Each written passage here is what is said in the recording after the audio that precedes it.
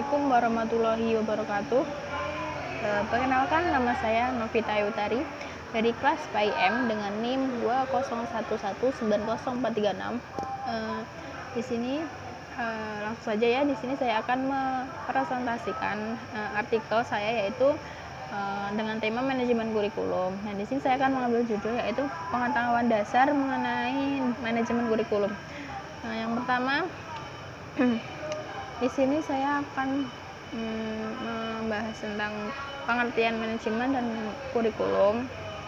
Yaitu pertama, manajemen berasal dari kata bahasa Inggris yaitu manajemen dengan kata kerja to manage, yang secara umum berarti mengurusi, mengemudikan, mengelola, menjalankan, membina, atau memimpin. Nah, selain itu para ahli berpendapat bahwa kata manajemen berasal dari bahasa Latin yaitu mantis, yang berarti tangan, dan eger, yang berarti melakukan. Dua kata tersebut digabung menjadi kata kerja manajer, yang artinya menangani. Nah, selanjutnya itu pengertian kurikulum. Pengertian kurikulum berasal dari bahasa Yunani, dari kata kurir yang artinya pelari dan cure yang artinya tempat berpacu. Cure dalam bahasa Webster jika menjadi kata benda berarti lari, cepat, pacuan, balapan, berkereta, berkuda, perjalanan, satu pengalaman tanpa henti, dan lapangan perlombaan. Jadinya kurikulum itu jarak yang harus ditempuh oleh para pelari. Nah, di sini selanjutnya itu manajemen kurikulum adalah suatu sistem pengelolaan kurikulum yang kooperatif, komprehensif, sistematik, dan sistematis dalam rangka mewujudkan ketercapaian tujuan kurikulum.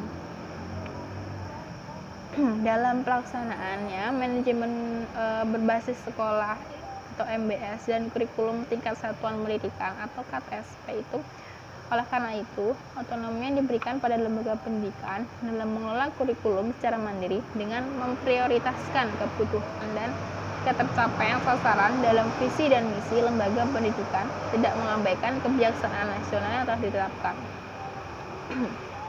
Terdapat 5 prinsip yang harus diperhatikan dalam melaksanakan manajemen kurikulum, yaitu pertama, produktivitas, kedua, demokratisasi, yang ketiga, kooperatif, keempat, efektivitas dan efisiensi, dan kelima, mengarahkan visi, misi, dan tujuan yang ditetapkan dalam kurikulum.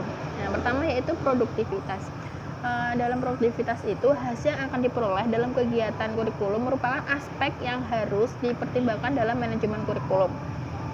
Yang kedua yaitu demokratisasi. Itu pelaksanaan manajemen kurikulum harus berasaskan demokrasi yang menempatkan pengelolaan, pelaksanaan, dan subjek didik pada posisi yang seharusnya dalam melaksanakan tugas dengan penuh dengan tanggung jawab untuk mencapai tujuan kurikulum. Yang ketiga yaitu kooperatif.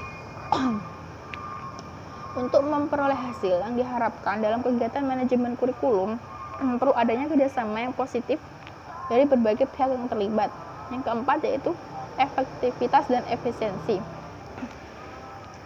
Rangkaian kegiatan manajemen kurikulum harus mempertimbangkan efektivitas dan efisiensi untuk mencapai tujuan kurikulum, sehingga kegiatan manajemen kurikulum tersebut sehingga memberikan hasil yang berguna dengan biaya, tenaga, dan waktu yang relatif singkat.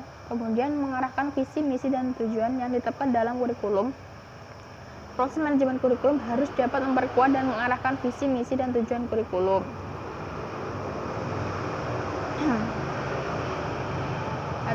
Selanjutnya ada beberapa fungsi dari manajemen kurikulum, di antaranya satu, meningkatkan efisiensi pemanfaatan sumber daya kurikulum.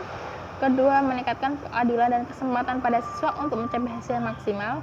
Ketiga, meningkatkan relevansi dan efektivitas pembelajaran sesuai dengan kebutuhan peserta didik maupun lingkungan.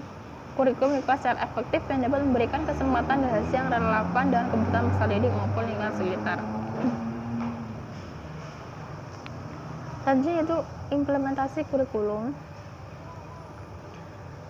Menurut Hamalik, implementasi kurikulum adalah penerapan atau pelaksanaan program kurikulum yang telah dikembangkan pada tahap sebelumnya, kemudian diuji cobakan dengan pelaksanaan dan pengelolaan dan disesuaikan terhadap situasi lapangan dan karakteristik anak didik.